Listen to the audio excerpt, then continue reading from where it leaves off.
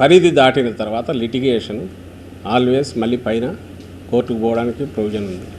ఇప్పుడున్న దాంట్లో తయారైన దాంట్లో కూడా పోనీ తయారు చేయడం ఏమన్నా ఇక్కడ ప్రభుత్వం కూర్చొని మా పార్టీ ప్రభుత్వం జగన్మోహన్ రెడ్డి గారి ప్రభుత్వం వచ్చినాక ఇక్కడెవరో రాశారా?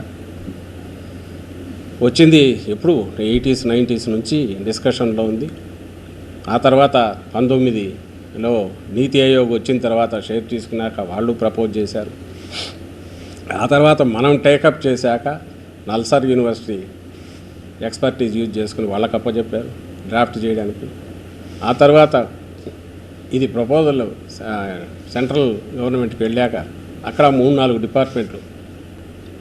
డిపార్ట్మెంట్ ఆఫ్ లా కానీ ఇంకా సైబర్ లాస్ వాళ్ళు కానీ అందరూ రేటింగ్ చేసి ఆఖరికి ప్రెసిడెన్షియల్ కన్సెంట్ తర్వాత 3-4 సార్లు కొరియలు వచ్చి వెనక్కు ముందుకు వచ్చి అన్ని సూచనలు సలహాలు తీసుకొని దేశంలోనే ఒక మార్గదర్శకంగా ఉండే రకంగా ఇది తయారయ్యి చట్టం వచ్చింది.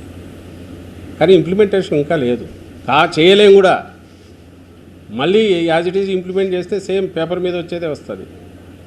ఇదే సమయంలో జగన్మోహన్ రెడ్డి గారు ఇక్కడ ఇంకొక విప్లవాత్మకమైన ట్రాన్స్ఫార్మేషను ఒక సెటిల్ చేసేది థింగ్స్ సెటిల్ చేయడానికి సమగ్ర రీసర్వే పెట్టారు. ఎప్పుడో 1907లో జరిగింది.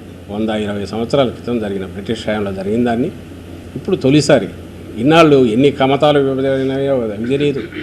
ల్యాండ్ ఇక్కడ భూమి మీద ఒకటి ఉంటుంది, డాక్యుమెంట్లో ఒకటి ఉంటుంది, గట్టు ఒక దగ్గర ఉంటుంది. డిస్ప్యూట్లు మీకు తెలుసా?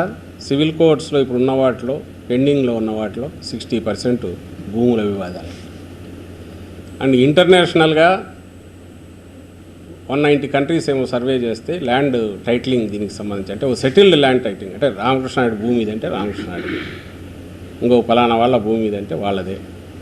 ఎంత ఉంది బౌండరీస్తో సహా ఎగ్జాక్ట్లీ తెలిసేది.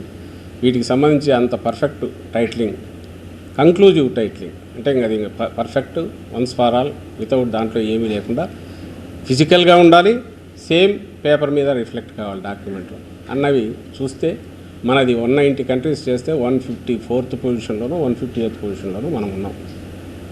అంటే వెనకాల పడి ఉన్నాం.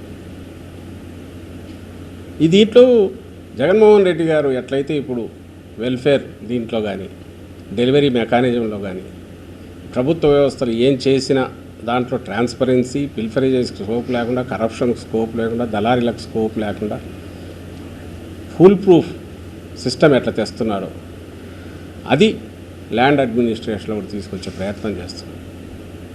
వీళ్ళకెందుకు అర్థమవుతుంది? ఎవడైతే దొంగకు ఇల్లు భద్రంగా కడితే నచ్చుతుందా?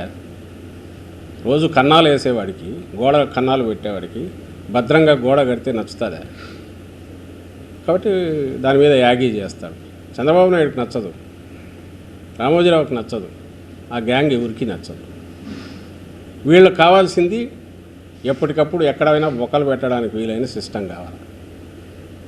దాన్ని పకడ్బందీగా పూర్తి ఇచ్చేసి భూమి యజమానికి, అలాగే యజమాని వారసులకు, అలాగే ఫ్యూచర్లో దాని మీద ఎవరైనా అమ్మాలనుకుంటే అమ్మవాడికి, అన్నిటికంటే ముఖ్యంగా తర్వాత కొనాలనుకునేవాడికి ఓ సింగిల్ పాయింట్ ఆఫ్ కాంటాక్ట్లోనే దీంట్లో ఈ మీద ఇన్ని లిటిగేషన్లు ఉన్నాయి, దీని మీద ఇది పర్ఫెక్ట్గా ఉంది, దీన్ని తీసుకోవచ్చు అనేది ఒక జస్ట్ అట్ ఎ గ్లాన్స్ తెలిసిపోయే రకంగా మనం స్టెప్స్ ముందుకేస్తున్నాం.